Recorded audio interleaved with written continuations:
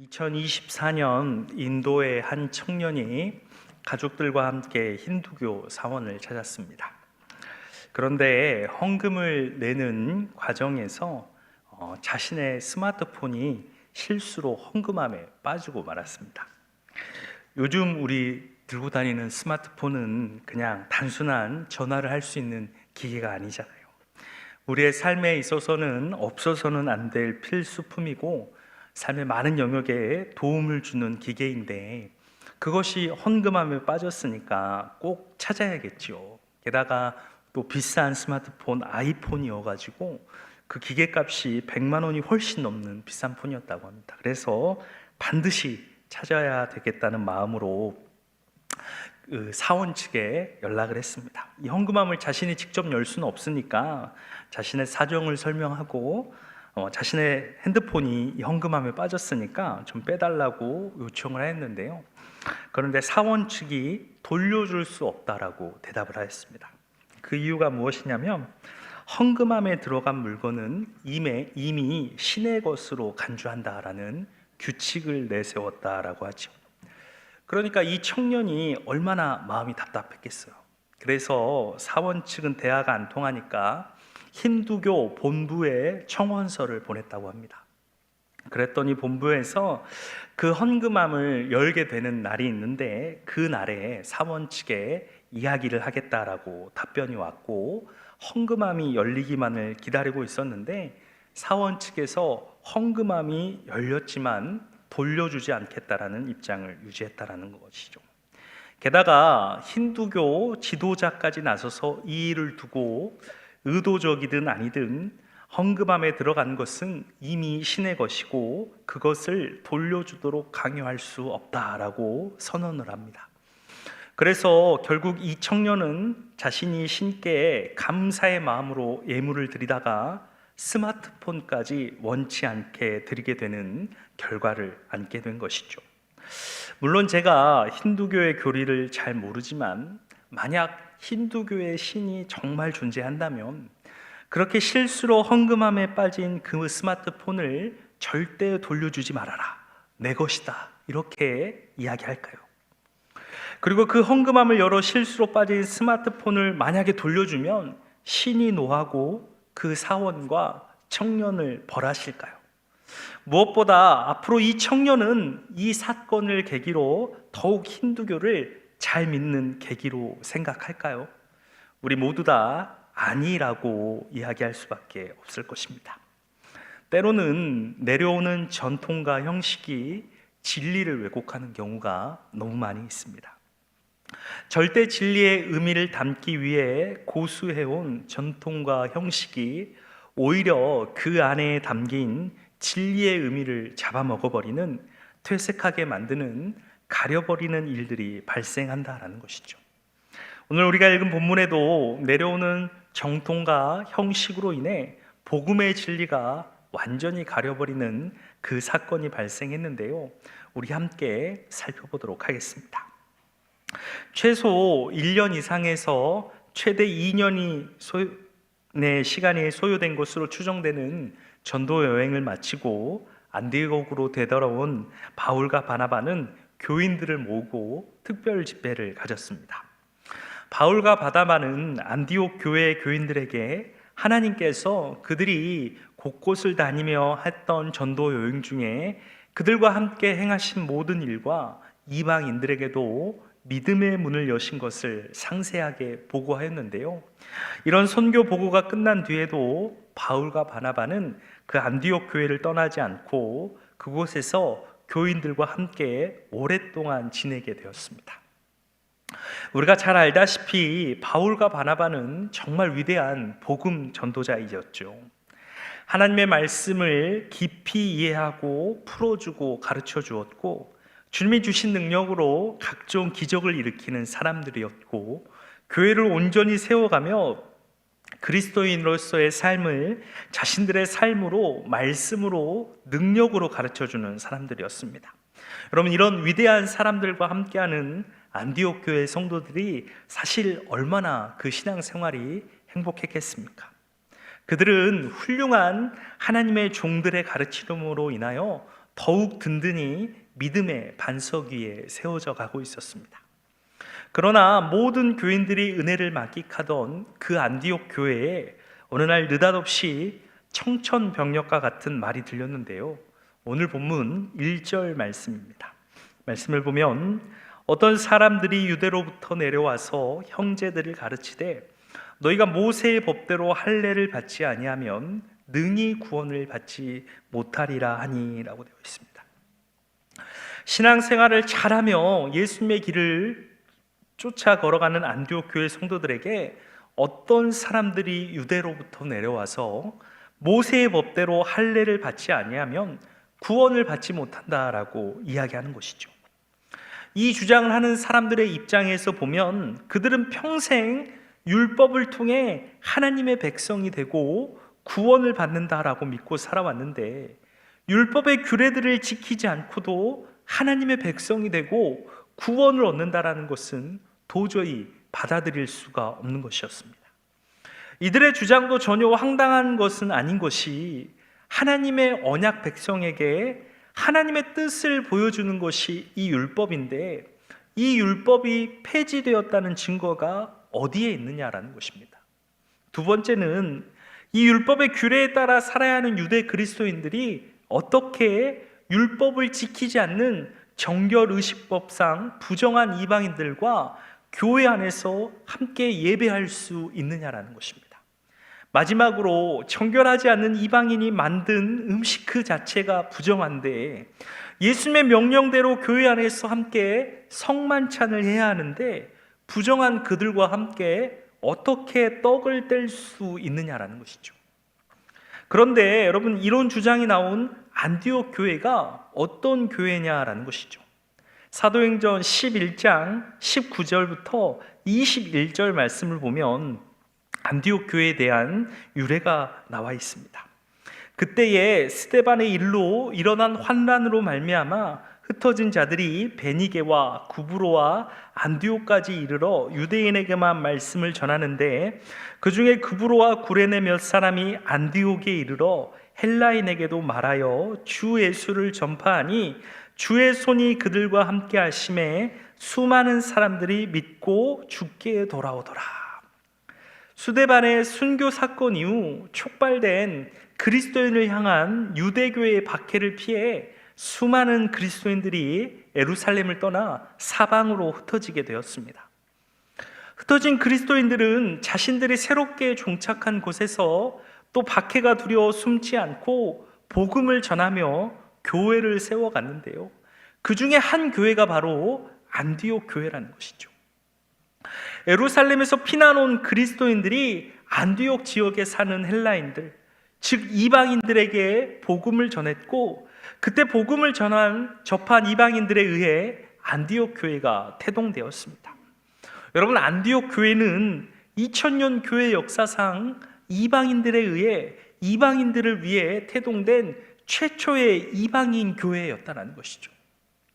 이방인들 입장에서는 사실 자신들이 사는 지역의 신도 아니고 이스라엘 나사렛이라는 작은 마을에 태어난 유대인으로 몸으로 온 예수님을 믿는 이유는 단 하나, 누구든지 십자가에서 인간의 죄값을 대신 치러주신 예수 그리스도를 믿으면 하나님의 자녀로 구원받는다는 은혜의 복음으로 인함이었습니다.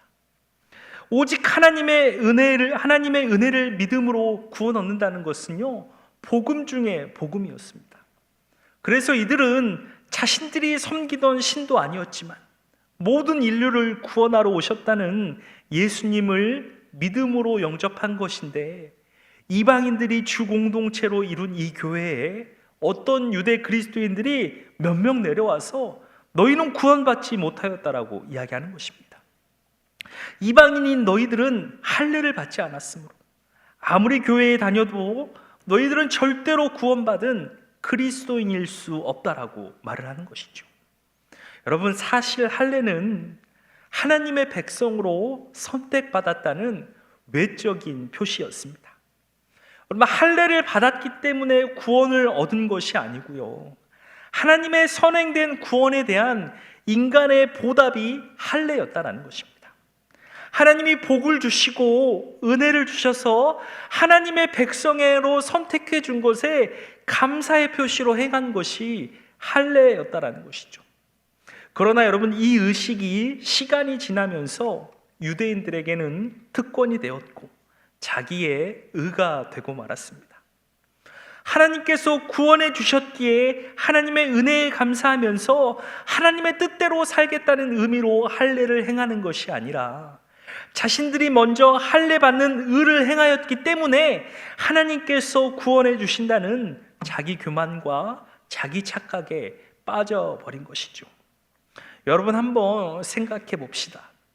이방인들이 대부분 교회 구성원을 이루는 교회에 이방인인 너희는 할례를 받지 않았기 때문에 구원을 받을 수 없다라고 이야기를 했다면 여러분, 그 교회의 분위기가 어떻게 되었겠습니까?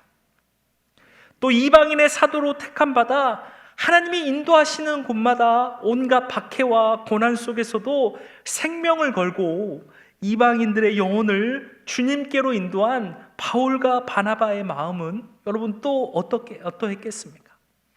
지금껏 그들이 최선을 다해 헌신하면서 전한 복음이 모두 허사로 돌아가 버리게 된 것이잖아요. 여러분, 이 문제가 무엇보다 가장 심각한 것은 모든 인류를 구원하기 위해 십자가에 달린 예수님의 그 희생을 무의미하게 만들어 버렸다는 것입니다. 할례를 받아야 구원에 이를 수 있다면 굳이 예수님이 십자가에 달릴 이유가 무엇이 있겠습니까? 율법 안에 있는 이스라엘 백성만 구원을 얻을 수 있다면 예수님께서 유대 지역을 벗어나 누구든지 예수님께 나오는 자들에게 복음을 전하고 그들을 치유하고 회복한 것이 무슨 의미가 있겠냐라는 것이죠. 예수님께서는 이 땅에 당신의 목숨을 많은 사람의 대속물로 주러 오셨는데 그분의 생명이 할례 받지 못한 이들을 구원에 이르게 하지 못한다면 헛된 죽음을 당하신 것이죠. 성경은 예수 그리스도를 믿는 믿음으로 구원에 이를 수 있음을 우리에게 분명히 말하고 있습니다. 그리고 예수님을 믿고 마음으로 받아들이는 사람은 누구든지 구원을 받을 것을 말하고 있다는 것이죠. 나를 위해 십자가에 달리신 하나님의 아들 예수님을 인격적으로 만나고 신뢰하는 살아있는 그 믿음을 누구든지 소유하면 구원을 얻을 것을 약속하고 있다는 것이죠. 이 구원은 인간의 노력이나 어떤 의식이나 행위로 얻어지는 것이 아니라 오직 믿음으로만 주어집니다.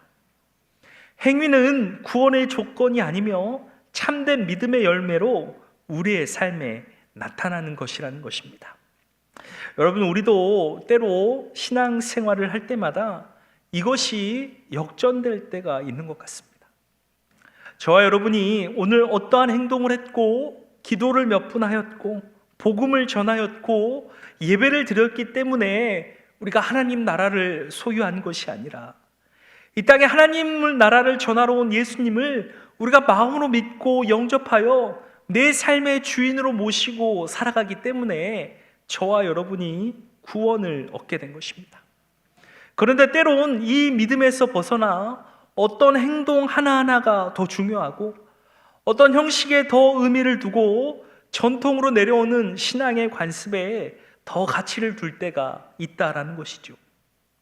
또는 내가 갖고 있는 현재의 믿음보다 나의 직분이 무엇인가, 교회 안에서 나의 직책이 무엇인가가 더 중요하고 의미를 둘 때가 있다라는 것입니다. 여러분, 모든 신앙의 활동은 주님을 믿는 믿음 위에서 가치가 있는 것이지 이 일들이 주님을 믿는 믿음보다 더 중요하고 우리의 구원에 더 영향을 끼치는 것이 아니라는 것입니다. 우리가 늘 점검할 것은 나는 지금 구원받을 만한 믿음의 소유자인가? 나는 예수님을 내 삶의 주인으로 모시며 그분의 통치 아래, 그분의 말씀 아래 살아가고 있는 삶인가? 주님이 원하시는 살아있는 믿음으로 하루하루를 살아가고 있는가라는 것이 우리에게 점검되어야 된다는 것입니다. 이것이 점검이 되면, 이것이 명확하면 내 삶에 나를 구원으로 인도할 믿음의 열매들이 드러날 수밖에 없는 것이지요. 그러므로 저와 여러분은 내 안에 아직도 버리지 못한 교회의 전통과 형식보다, 나의 직분과 교회 안의 직책보다 주님이 나에게 원하시고 기다리시는 그 믿음을 내가 소유하고 있는가? 나는 그 살아있는 믿음으로 하루하루 살아가고 있는가를 먼저 점검하시기를 예수님의 이름으로 축원합니다. 오늘 본문 말씀을 좀 더 살펴보겠습니다. 이렇게 교회가 할례받지 않는 그리스도인들은 구원을 얻을 수 없다라고 주장한 유대 그리스도인들로 인해 아주 시끄럽게 되었습니다. 그래서 지도자인 바울과 바나바가 이를 해결해야 했던 것이죠. 그래서 이 주장을 한 유대 그리스도인들과 많은 논쟁과 토론을 벌이게 되는데요. 오늘 말씀 2절 본문을 보면 바울 및 바나바가 그들 사이에 적지 아니한 다툼과 변론이 일어난지라 형제들이 이 문제에 대하여 바울과 바나바와 및 그 중에 몇 사람을 예루살렘에 있는 사도와 장로들에게 보내기로 작정하니라 라고 되어 있습니다. 유대 그리스도인들과 많은 다툼과 변론이 일어났다라고 되어 있습니다. 이렇게 다툼을 하면서까지 싸울 수밖에 없었던 이유는 이 유대 그리스도인들이 던진 그 선언에 많은 이방인 교회인들에게 동요가 일어났기 때문입니다. 여러분, 교회가 술렁거리기 시작한 것이죠. 늘 분란은 다수가 아닌 몇몇 소수로부터 시작이 되는 것 같습니다. 바울과 바나바는 이 유대 그리스도인들의 주장을 절대 수용할 수가 없었습니다. 바울과 바나바는 복음의 최전선에서 일했던 사람들이지 않습니까? 그들은 이방인들에게 복음이 전해지고 그들이 복음을 받아들일 때 일어난 역사를 모두 직접 보고 경험한 사람들이라는 것이죠. 자신들이 전한 복음을 받아들임으로써 사람들에게 성령의 충만함이 일어나고 안진뱅이가 일어서고 귀신이 떠나가는 그 역사를 직접 행했던 이들로서 믿음으로 주님을 영접한 이방인들의 구원을 이들이 어떻게 부정할 수 있겠습니까? 자신들이 직접 행하고 보지 않았습니까? 만약 이들이 할례를 받지 않음으로 구원이 임하지 못한다면 어떻게 이들의 믿음을 고백할 때 성령의 역사가 일어나고 치유와 축사가 일어나고 이들이 마음이 변화되어 예수님을 주로 고백하고 이 땅의 교회로서 주님을 따르는 삶을 살 수 있겠냐라는 것입니다. 그래서 바울과 바나바는 맹렬히 헛된 전통과 형식에 매여 있는 유대 그리스도인들과 싸우기 시작합니다.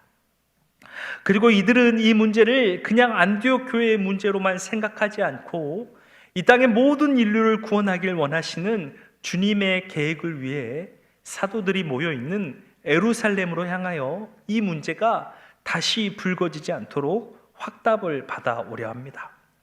여러분, 바울과 바나바가 그리고 안디옥 교회 대표들이 이 문제를 해결하기 위해 예루살렘으로 길을 떠나는데요. 여러분, 이 길의 거리가 무려 500km가 되는 거리였습니다. 밤에는 걸을 수 없고 낮 동안에 쉬지 않고 계속 걸어도 최소한 보름 이상을 걸어가야 하는 그 거리였다는 것이죠. 그러나 바울과 바나바 그리고 안디옥 교회 대표자들은 이 거리를 쉬지 않고 걸어갔고요.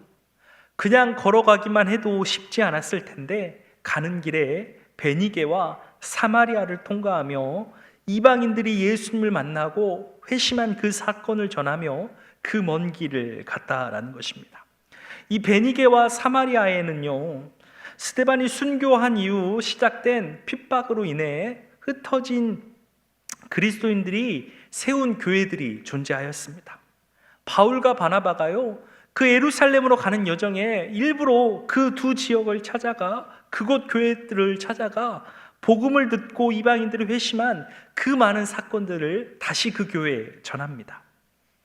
예수 그리스도의 복음의 역사를 함께 기뻐하고 흔들리지 않는 믿음 위에 함께 서 있기를 위해서 500km나 되는 먼 길을 걸어가면서도 이 두 교회에 들러 이 수고를 더한 것이라는 것이죠. 바나바와 바울의 예루살렘을 향한 발걸음에는요, 정말로 영혼을 사랑하는 마음이 담겨 있었습니다. 평생 예수님을 모르고 헛된 것에 가치를 두고 살아가던 영혼들이 이제 온전한 진리의 길이신 예수님을 만나 그 길을 걸어가려 하는데 생각지도 못한 암초를 만나지 않았습니까?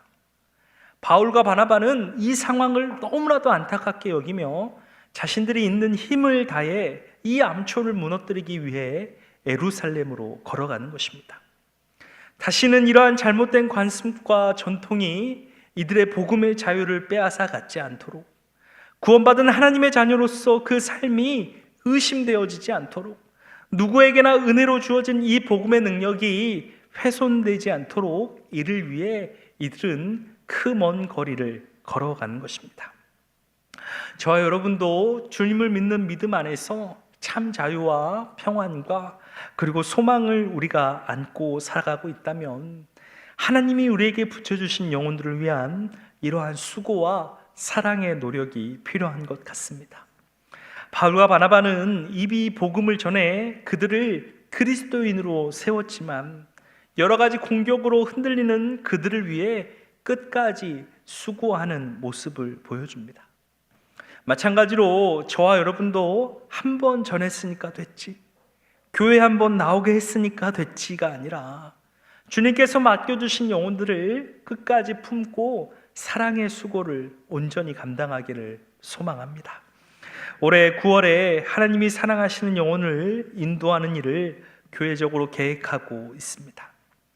우리가 꼭 이런 날이 정해졌기 때문에 복음을 전하고 또 헌신하면 안 되겠지만, 특별히 날을 정한 것은 우리가 더 신경 쓰고 관심 갖고 노력하자는 의미로 정한 것이니까 이제 남은 기간 동안 주변에 주님의 사랑이 필요한 영혼들을 살피시고 그들을 위하여 온전히 사랑의 수고를 감당하는 우리 모두가 되기를 예수님의 이름으로 축원합니다.